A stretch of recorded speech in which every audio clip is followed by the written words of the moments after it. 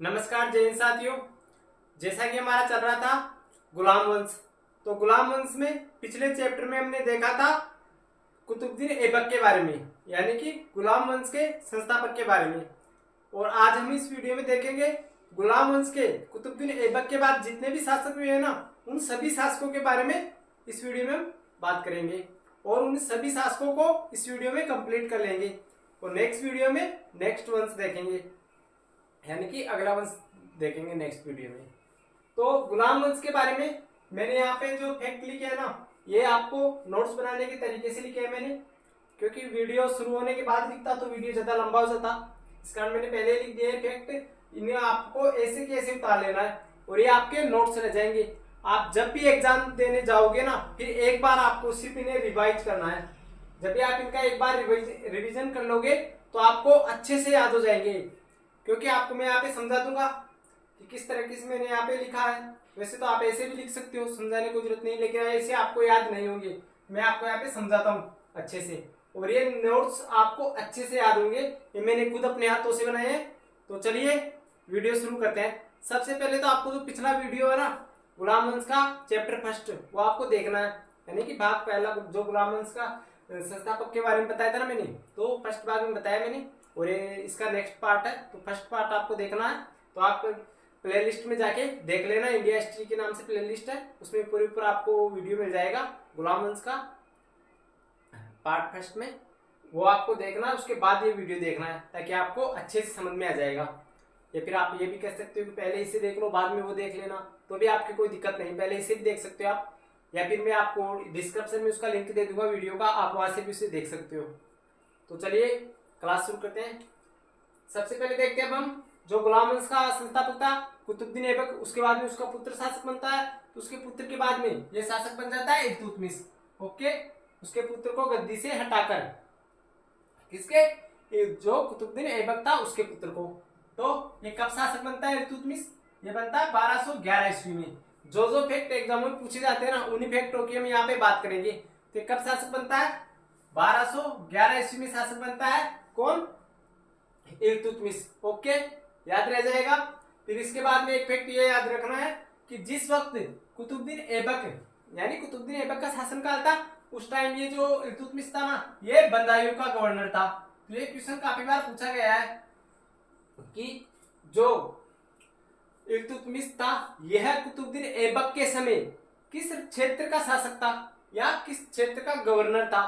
तो उस क्षेत्र का गवर्नर था किसका? बदायूं का, कुतुबुद्दीन ऐबक की मृत्यु के समय। ओके, ये याद रखना है। फिर आगे आपको ये याद रखना है कि यह बगदाद के खलीफा यानी कि सुल्तान, जो बगदाद का खलीफा था ना, उससे सुल्तान पद की वैधानिक स्वीकृति प्राप्त करने वाला प्रथम शासक कौन था? इल्तुतमिश। इल्तुतमिश बगदाद के खलीफा से सुल्तान पद की वैधानिक स्वीकृति प्राप्त करने वाला पहला शासक था। ओके, ये था प्रथम शासक वैधानिक स्वीकृति प्राप्त करने वाला, किससे? बगदाद के खलीफा से। ओके, ये आपको याद रखना है। फिर इसके बाद में आपको एक फैक्ट याद रखने, इसके कार्य, यानी कि जो इंपोर्टेंट फैक्ट है वो आपको याद रखनी है। वैसे तो सारे मैंने यहाँ पे जितने नोट्स थे मेरे उनसे लिखाया है, यानी कि जितने इंपोर्टेंट फैक्ट है सारे लिखे हैं, और जो बाकी के इंपोर्टेंट फैक्ट नहीं है वो मैं आपको बता दूंगा। ओके, क्योंकि वो कहानी के तौर से आपको समझना जरूरी है। तो मैं वे जो फैक्ट इंपोर्टेंट नहीं है, जो आपको सिर्फ समझने जरूरी है कहानी के तौर पर, ताकि आपको ये याद रह जाएगा, तो वो फैक्ट मैं यहाँ पे बोलकर बता दूंगा।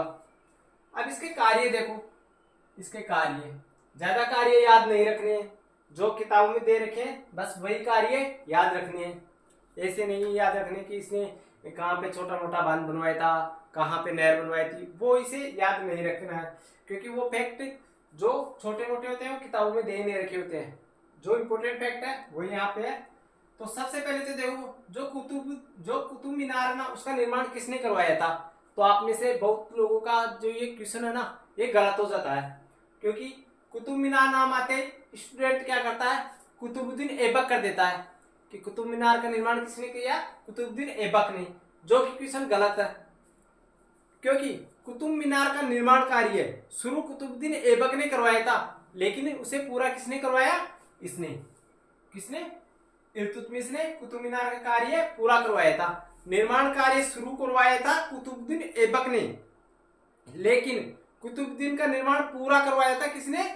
इसने, इल्तुतमिश ने कुतुब मीनार का निर्माण कार्य पूर्ण करवाया था, पूरा बनवाकर इसने तैयार कर दिया था। यानी कि वह पहली मंजिल बनाकर ही ऊपर चला गया था, यानी कि वह पहली मंजिल बनाते ही मर गया था।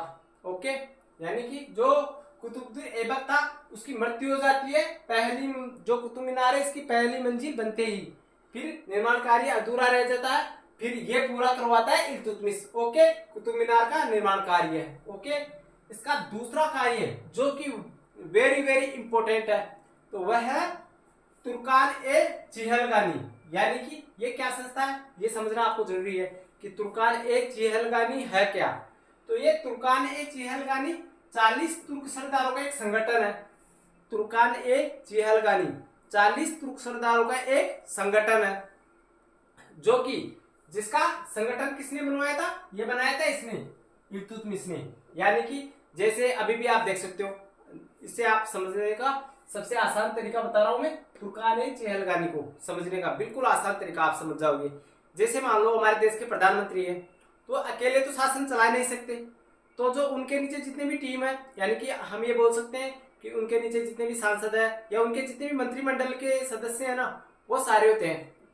यानी कि जो प्रधानमंत्री है, जितना भी उनका मंत्रिमंडल है, तो वो कह सकते हैं इसे तुर्कान ए चिहलगानी, ये इन्हीं की मदद से शासन चला देते हैं। यानी कि जैसे आप ये समझो कि प्रधानमंत्री जी जो फैसले लेते हैं ना, वो क्या करते हैं, अपने जितने भी निजी मंत्री होते हैं उन सबसे डिस्कस करके, और जो अपने पीएमओ ऑफिस में जितने भी कर्मचारी होते हैं, यानी कि जो उनके पीएमओ ऑफिस में जो उन्हें गाइड करने वाले होते हैं ना, उन सबसे डिस्कस करके निर्णय लेते हैं। तो जो तुर्कान ए चिहलगानी था ना, ये ऐसा संगठन बनाया इसने, इल्तुतमिश ने, कि जो प्रशासन का सहारा था ना, जितने भी प्रशासन के निर्णय लिए जाते थे ना, वे इन्हीं की मदद से लिए जाते थे। तुर्कान ए चिहलगानी, तो ये चिहलगानी का मतलब ये समझो कि 40 तुर्क सरदारों का संगठन था। ये कितने तुर्क सरदारों का? 40 तुर्क सरदारों का संगठन था। कौन? तुर्कान ए चिहलगानी। इसका निर्माण किसने किया था? इसका निर्माण किया था इल्तुतमिश ने। अब आप इसके बारे में पढ़ोगे, ये वेरी वेरी इंपॉर्टेंट है, तुर्कान ए चिहलगानी, आगे पढ़ोगे इसके बारे में भी। तो तुर्कान ए चिहलगानी संगठन का निर्माण किसने किया? इल्तुतमिश ने। ओके, याद रह जाएगा। आगे चलते हैं। फिर एकता प्रथा की शुरुआत किसने की? ये भी किसने की थी एकता प्रथा की शुरुआत? इल्तुतमिश ने। सबसे प्रथम यानी सर्वप्रथम एकता प्रथा की शुरुआत कुतुबुद्दीन वो इल्तुतमिश ने की थी। सर्वप्रथम एकता प्रथा की शुरुआत किसने की थी? इल्तुतमिश ने। ओके, बाद में फिर इसे बंद भी कर देते हैं और फिर से कोई शासक लगाता है, वो हम आगे देखेंगे। लेकिन सर्वप्रथम एकता प्रणाली की शुरुआत किसने की थी? इल्तुतमिश ने। ओके, इसके बाद देखते हैं सर्वप्रथम शुद्ध अरबी सिक्के किसने जारी किए? यानी कि तुर्क शासकों में, ये कह सकते हैं तुर्क शासकों में सर्वप्रथम शुद्ध अरबी सिक्के किसने जारी किए? तो वह भी किए थे इल्तुतमिश ने। ओके, ये इसके निर्माण कार्य हो गए, तो ये आपको याद रखने हैं। ओके, अब इसके बारे में एक फैक्ट और देखो जो कि इंपॉर्टेंट नहीं है, तो मैं आपको बोलकर बताऊं। एक ख्वारिज्म का सम्राट था या शासक था। ओके, ख्वारिज्म का शासक था जलालुद्दीन। ओके, तो वो क्या कहता है, ख्वारिज्म का शासक था जलालुद्दीन, वो भागकर इसकी शरण में आ जाता है इल्तुतमिश की में, क्योंकि उसके पीछे चंगेज खान लगा होता है। आपको पता है उस समय जब इल्तुतमिश का शासन था, उस समय एक अरब आक्रमणकारी था, यानी कि उस आक्रमणकारी का नाम था चंगेज खान, जो कि चीन के कबीले से बताया जाता है। वो बहुत ही कुख्यात आक्रमणकारी था। तो वो उस शासक के पीछे होता है, वो उस शासक के जो ख्वारिज्म का शासक था वो ख्वारिज्म पर आक्रमण कर देता है। तो ख्वारिज्म का शासक क्या करता है, जलालुद्दीन जान बचाकर इसके पास आ जाता है, इल्तुतमिश के पास, कि ये सुल्तान था उस समय दिल्ली का, इल्तुतमिश इसके पास आता है कि सम्राट था तो मुझे शरण दे दो, इससे शरण मांगता है, किससे? इल्तुतमिश से। लेकिन जैसे इसे पता चलता है, ये पूछता है इल्तुतमिश से, जलालुद्दीन से, कि तेरे पीछे लग कौन रहा है मुझे बताओ। तो ये बताता है कि सुल्तान साहब मेरे पीछे तो वो लग रहा है चंगेज खान। तो जैसे चंगेज खान के बारे में बताता है, तो ये इसे मना कर देता है इल्तुतमिश कि भाई साहब आप मेरे राज्य से चले जाओ, मेरे बस में नहीं है आपकी रक्षा करना। किसे कहता है? जलालुद्दीन को। तो ये क्वेश्चन बनता है कि इल्तुतमिश ने जलालुद्दीन को शरण देने से मना कर दिया था। ओके, आप आगे पढ़ोगे, एक तो जो जितने हमारे हिंदू शासक थे, महाराणा प्रताप के बारे में पढ़ोगे, उसमें मध्यकालीन बारे में पढ़ोगे आप। इसमें आगे जैसे चलोगे, इसमें रणथंभौर का एक शासक था हमीरदेव चौहान, जो कि शरणागत के लिए जाना जाता है। उसके पास कोई भी शरण देने आ जाता था ना, तो वो उससे शरण देने के लिए दूसरे शासकों से युद्ध कर लेता था, और ऐसे ही युद्ध में उसने अपने प्राण गंवाए थे। लेकिन एक ये था इल्तुतमिश, जो कि जलालुद्दीन को शरण देने के लिए मना कर देता है कि मैं नहीं दे सकता चंगेज खान के विरुद्ध आपको शरण, क्योंकि चंगेज खान बहुत ही शक्तिशाली शासक था, वो इसके राज्य को तहस नहस कर देता, इस कारण इसने शरण नहीं दी थी। ओके, आगे देखते हैं। तो ये देख लिया आपने, ये भी देखा आपने कि चंगेज खान के विरुद्ध जलालुद्दीन ने शरण मांगी थी, किससे? इल्तुतमिश से। तो इल्तुतमिश ने शरण देने से मना कर दिया था। ओके, ये भी देख सकते हो आप। और इसके बाद में अब हम ये देखते हैं इसकी मृत्यु कब हुई थी, किसकी? इल्तुतमिश की। तो इल्तुतमिश की मृत्यु हुई थी 1236 ईस्वी में। ओके, इल्तुतमिश की मृत्यु कब हुई थी? 1236 ईस्वी में। याद रखना आपको, ये डेट क्या है जब मृत्यु और शासक का बनता है, ये डेट ज्यादातर पूछी जाती है। तो इल्तुतमिश की मृत्यु कब हुई? 1236 ईस्वी में। फिर इसकी मृत्यु के बाद शासक बनता है इसका पुत्र कौन? रुकनुद्दीन। यानी कि जो इल्तुतमिश था, इसकी मृत्यु के बाद शासक बनता है इसका पुत्र रुकनुद्दीन फिरोज, रुकनुद्दीन फिरोज शाह या रुकनुद्दीन फिरोज खिलजी। ओके, यानी कि रुकनुद्दीन फिरोज इसका शासक बनता है दिल्ली का, इल्तुतमिश का पुत्र था। लेकिन ये क्या था? अयोग्य शासक था। तो इसके शासन पर जो इसके शासन की देखभाल कौन करती थी? इसकी माँ थी। इसकी माँ शासन की देखभाल करती थी Shah Turkan by. Okay, Shah Turkan by क्या करती थी? इसके शासन रुकनुद्दीन के संरक्षक थी या संरक्षक भी बोल सकते हैं। तो रुकनुद्दीन की संरक्षक कौन थी? इसकी माँ शाह तुर्कान बाई। तो ये क्या हुआ? ये इन्हें बर्दाश्त नहीं हुआ। किन्हें? ये जो 40 तुर्क सरदार थे ना, तुर्कान चियलगानी, मैंने बताया कि अब धीरे धीरे इन्हीं का इंटरफेयर शुरू हो जाएगा शासन में। इन्हें जो इल्तुतमिश था, इसने बनाया इन्हें अपने प्रशासन में मदद करने के लिए, लेकिन धीरे धीरे पूरा प्रशासन इन्हीं के हाथ में आ जाता है। तुर्कान चियलगानी यानी 40 तुर्क सरदारों के समूह में आ जाता है, सारे इनके संगठन में आ जाता है, इनके अंडर आ जाता है पूरा प्रशासन। तो इनको क्या हुआ? 40 तुर्क सरदारों को पसंद नहीं आया कि रुकनुद्दीन का जो संरक्षक थी इसकी माँ शाह तुर्कान बाई, वो इन्हें पसंद नहीं आया। 40 तुर्क सरदारों को, यानी कि तुर्क सरदारों को पसंद नहीं आया कि रुकनुद्दीन की माँ इसका संरक्षण करे। तो इसने क्या किया? इसे गद्दी से हटा दिया और दूसरे शासक को फिर गद्दी पर बैठा देते हैं। तो फिर क्या करते हैं? जो तुर्की अमीर थे यानी कि तुर्की सरदार थे, वो इसे शासक से हटा देते हैं, इसे गद्दी से। कौन? रुकनुद्दीन को गद्दी से हटा देते हैं। और इसकी पुत्री, इल्तुतमिश की पुत्री थी कौन? रजिया सुल्तान, उसे गद्दी पर बैठा देते हैं। तुर्की जो सरदार थे, तुर्की अमीर भी बोल सकते हैं उन्हें, क्योंकि उस टाइम जो मुसलमानों में है ना, सरदारों को अमीर बोलते थे। जो ये शासक थे सरदार, इन्हें अमीर भी बोलते थे। तो तुर्की सरदारों को ये पसंद नहीं आया कि रुकनुद्दीन का अल्पकालीन शासक था, अयोग्य शासक था, इसकी माँ इसकी शासक थी, इसकी शासन की देखभाल कर रही थी। तो ये तुर्की सरदारों को पसंद नहीं आया और उन्होंने इसे रुकनुद्दीन को हटाकर रजिया को शासक बना दिया या रजिया को सुल्तान बना दिया। इसी कारण हम इसे रजिया सुल्तान के नाम से भी जानते हैं। तो रजिया को शासक कौन बनाते हैं? तुर्की सरदार। ओके, अब ये खुद ही शासक बनाते हैं। अब इन तुर्की सरदारों का आप कमाल देखोगे, ये क्या करते हैं? खुद ही शासक बनाते हैं और खुद ही शासन से हटा देते हैं। यानी कि सारा शासन की जो बागडोर थी इन्हीं के हाथ में आ जाती है। ये क्या करते हैं? किसी को भी शासक बना देते हैं और किसी को भी शासक बना देते हैं और शासन से किसी को भी हटा देते हैं।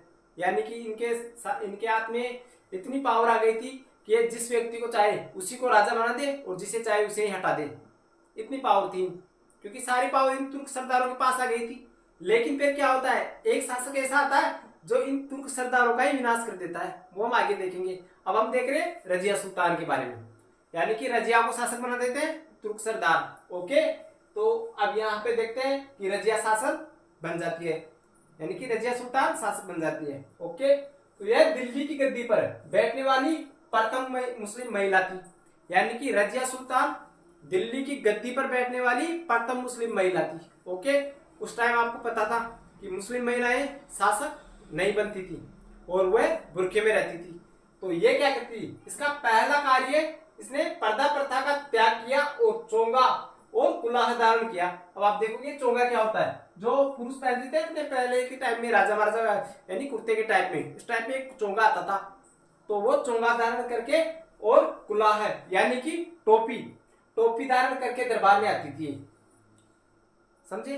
तो ये क्या हुआ, ये जो पर्दा प्रथा का त्याग किया इसने, और चोंगा और कुलाह पहन के यानी टोपी पहन के दरबार में आने लगी खुले मुंह। ओके, तो ये क्या हुआ, जो ये 40 तुर्क सरदार थे, फिर इन्हें ये भी पसंद नहीं आया, क्योंकि इस्लाम धर्म में ऐसा माना जाता है कि जो औरतें होती है वो बुर्का पहनकर रहती है, वो बुर्का हटाकर बाहर नहीं आ सकती सबके सामने। तो ये क्या करने लगी रजिया सुल्तान, थोड़े दिनों के बाद दरबार में आने लगी, तो ये बुर्का पहनकर नहीं आती थी दरबार में, यानी कि जिस टाइम पे हम पहले पहनते थे ना कोट पैंट, ऐसे ही कुर्ते के टाइप में आता है चोंगा, तो वो धारण करके आई। जैसे आप देखते होंगे पहले राजा महाराजा की मूवी देखी होगी आपने, वो चोंगे के टाइप में आता है और नीचे से ऐसे गोल टाइप में रहता है, तो वो पहन के आने लगी और सिर पे कुला यानी कि टोपी धारण करके आने लगी। तो ये 40 तुर्क सरदारों को पसंद नहीं आया, क्योंकि इस्लाम धर्म में हिजाब पहनना, जो बुरके टाइप में पहनते ना, तो हिजाब पहना जाता है, तो ये हिजाब नहीं पहनती थी, और ये टोपा यानी कि कुलाह और चोंगा पहनकर दरबार में आने लगी रजिया सुल्तान। तो ये भी इन 40 तुर्क अमीरों को पसंद नहीं आया।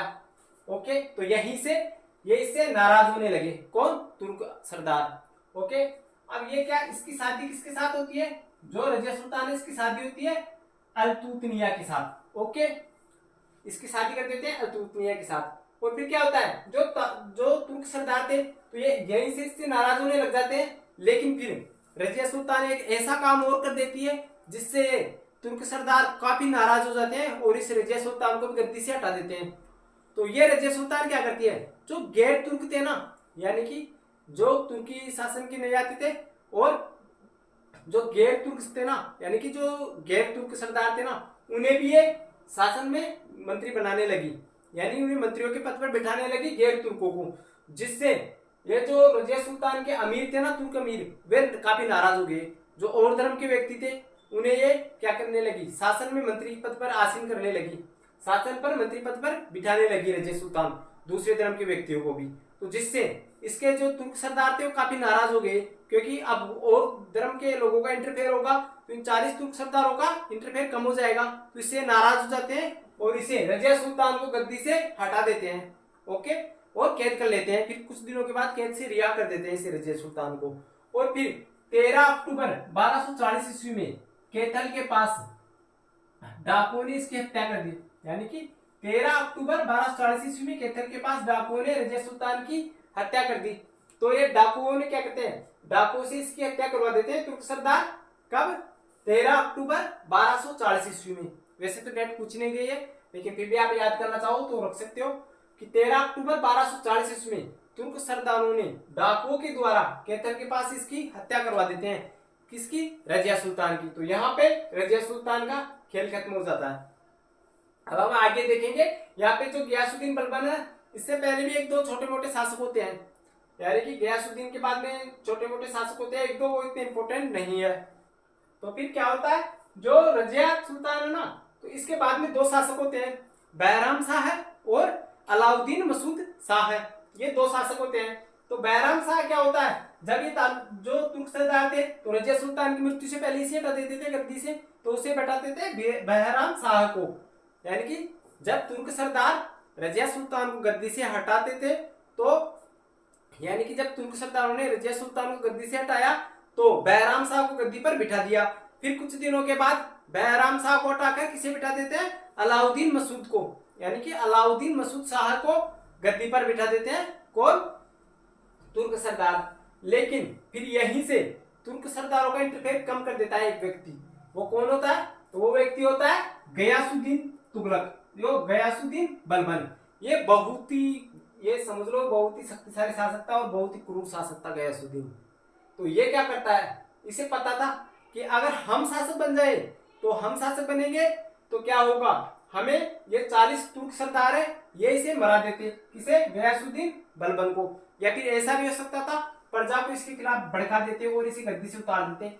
लेकिन ये दिमाग लगाता है और क्या करता है, इसकी जगह गयासुद्दीन बलबन की जगह, खुद की जगह एक व्यक्ति को शासक गद्दी पर बैठा देता है।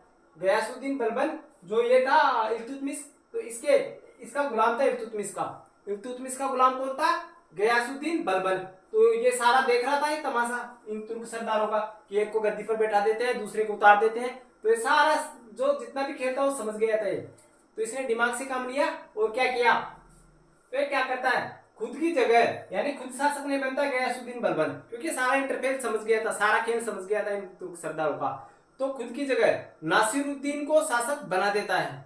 यानी कि नासिरुद्दीन था जो कि अपना टोपी सिलकर जीवन निर्वाह करता था, यानी कि बहुत ही गरीब व्यक्ति था। तो इसको पता था कि एक गरीब व्यक्ति को शासक बनाएंगे तो ज्यादा पैर नहीं पेशारेगा और क्या करेगा, जो गरीब आदमी को बनाएगा तो वो अपनी बात मानेगा। तो इसके खास व्यक्ति को शासन पर बैठा देता है। तो ये व्यक्ति था नासिरुद्दीन।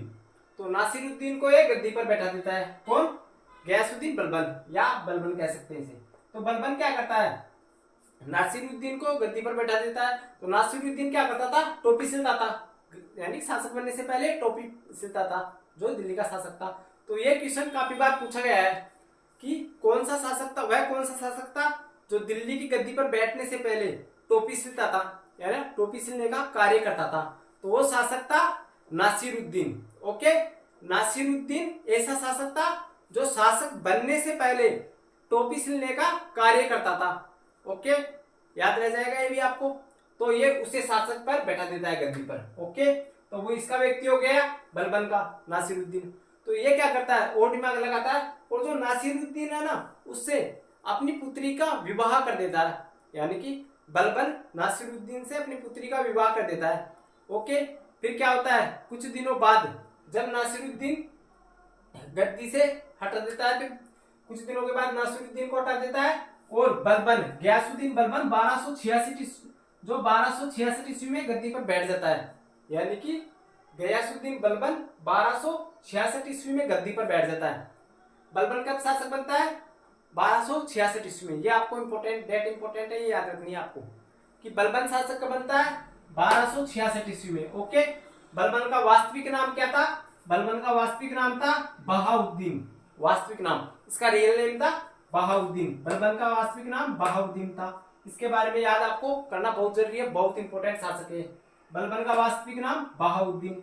इसके कार्य देख लो बलबन के, जो बहुत इंपॉर्टेंट है। मैंने बताया था कि तुर्क सरदारों के ऊपर एक ऐसा शासक आएगा जो इन सबका ही विनाश कर देगा। तो इसका पहला कार्य, शासक बनते ही पहला कार्य यही था कि तुर्कान चेहलगानी को समाप्त कर दिया। यानी कि जो 40 तुर्क सरदार थे उनका विनाश कर दिया, उस संगठन को मिटा दिया इसने, और सारे तुर्क सरदारों को जेल में डाल दिया। इसमें क्या था, 40 तुर्क सरदार थे, वो कह रहे थे कि ऐसा नहीं हो सकता। तो क्या किया इसने सारे को बंदी बनवा के जेल में डाला दिया, क्योंकि इसे पता था कि हम इस तुर्कान चेहलगानी का विनाश ऐसे नहीं कर सकते। इसे पता था कि तुर्कान चेहलगानी का विनाश करना है तो इन्हें जेल में डालना होगा।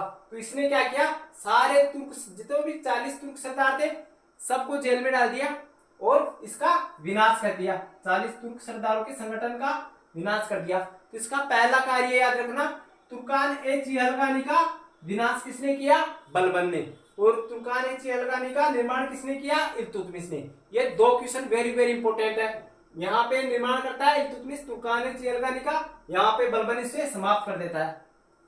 क्योंकि ये रहते तो बलबन को भी हटा देते गद्दी से। अब बलबन आजाद हो गया है, इसे कोई भी गद्दी से नहीं हटा सकता था।